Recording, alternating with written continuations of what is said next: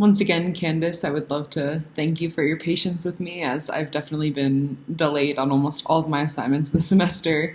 But at least I'm getting them done. I will promise you that. I'll probably be trying to make everything for the last couple weeks video because, as you know now, I have broken my arm slash wrist. So, and it is my dominant hand, so it's very difficult to write and type.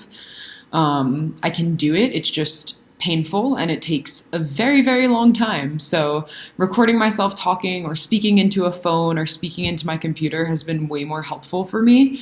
But now I'll just start speaking to my conversation that I had with Marissa, who owns Elk Run Farm. Candace, you actually sat in on my group when I was discussing this a bit, and luckily you and me got to talk about it a bit already, but I will go into more detail right now.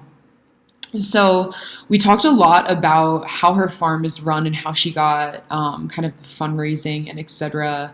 to even buy the land. And that alone is its own journey, being like deciding that you want to self-sustain, you want to run a farm, you want to get animals, you want to do all of this. That costs money and it's hard work and time. And so how she went about doing this was she actually saved up money from another business endeavor that she had had for a long time, as well as worked her butt off with other jobs, put money to the side, and both her and her partner started asking around and kind of creating a community for themselves within Boulder. And then they were able to find the perfect land. I don't know if actually perfect would be the right word, but the land that they were of their dreams and what they were looking for. So they moved forward with that. And once they had the land, there was still the challenge of buying a lot of the stuff that they would need to be farming and to maintain the land. She told me that she actually did have a Kickstarter, like a fundraiser, kind of explaining what their goals were and that they were going to sell products eventually and kind of have like a natural market store for the farm and offer volunteer work and people who can come on the farm and harvest and stuff.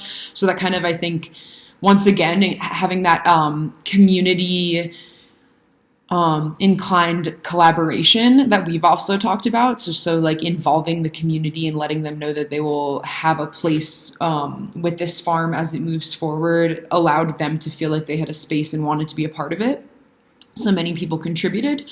But then she told me that the biggest thing that she faces now is still day to day, the hard work that it requires. For instance, the other day I saw it snowed a lot, and she posted all about how, you know, most people would think, oh, they're having a cozy morning, making like homemade foods and indulging in their jams and this and that. But more so they had to get up and they had to take care of other animals, and realize that that in itself, though, like is a cozy morning. And you have to, you know, find the beauty and even what some might consider like the mundane tasks, because they all add up and allow you to have more of those cozy moments.